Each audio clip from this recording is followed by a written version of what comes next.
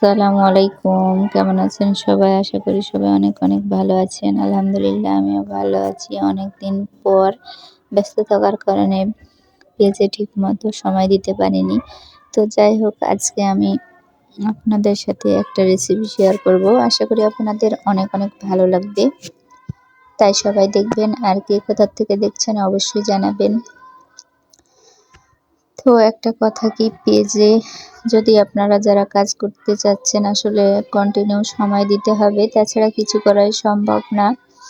তো যাই হোক নানান ব্যস্ততার কারণে সংসারের অনেক কাজ কাম থাকে, সেগুলো সেরে একটা পেজ চালানোও কঠিন। যদি আপনারা পেজটা চালাতে চান তাহলে একটু প্রথম অবস্থায় অনেক পরিশ্রম করতে হবে এবং সময় দিতে হবে, তাহলে আপনার পেজটা আস্তে আস্তে গ্রো করবে। তো আজকে আমি যেখানে সব মশলা দিয়ে মশলাটা সুন্দর করে কষিয়ে নিলাম।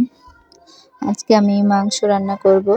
তো এই মাংসটা এইভাবে রান্না করলে আমাদের বাসার সবাই অনেক বেশি পছন্দ করে আর খেতেও খুব টেস্ট হয়। ছোট বাচ্চারা অনেক সময় দেখা যায় যে মাংস খেতে পারে না। আমার মেয়েটা অত বেশি মাংস পছন্দ করে না। তো যাই হোক মশলাটা সুন্দর করে আমি কষিয়ে নিয়েছি। তারপরে এই যে এখানে মাংস আমি ছোট ছোট করে কেটে নিয়েছি। এভাবে কেটে নিলে খুব তাড়াতাড়ি সিদ্ধ হয়ে যায় আর কিন্তু খেতেও অনেক টেস্ট হয়। তো যাই হোক এভাবে আমি সুন্দর করে একটু কষায় নেব। তারপরে সুন্দর করে যখন কষানো হয়ে যাবে, এখানে আমি গরম পানি দিয়ে কিছুটা সময় আরও রান্নাটা করে নিব। দেখেন এরকম সুন্দর হয়ে আসছে আর সিদ্ধ হয়ে গেছে প্রায়। তারপরে আমি এখানে কয়েকটা আলু এভাবে করে কেটে নিয়েছি। আলুগুলো দিয়ে আরও কিছু সময় নাড়াচাড়া করে গরম পানি দিয়ে দিব। তো অবশ্যই আপনারা বাসায় এইভাবে একবার হলেও ট্রাই করবেন, খেতে কিন্তু অনেক অনেক ভালো লাগে। আর আপনারা সবাই আমার পেজটা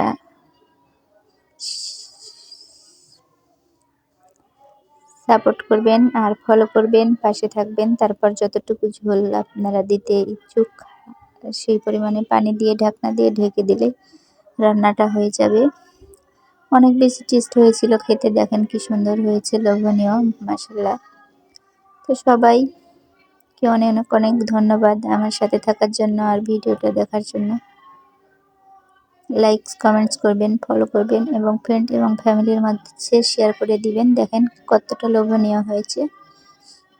তো আজকে এই পর্যন্ত, দেখা হবে আবারও নতুন কোনো রেসিপির সাথে। সবাই ভালো থাকবেন, সুস্থ থাকবেন। সবার জন্য অনেক অনেক ভালোবাসা এবং অভিনন্দন। সবার সুস্বাস্থ্য কামনা করে এখানেই শেষ করছি। আল্লাহ হাফিজ, টেক কেয়ার।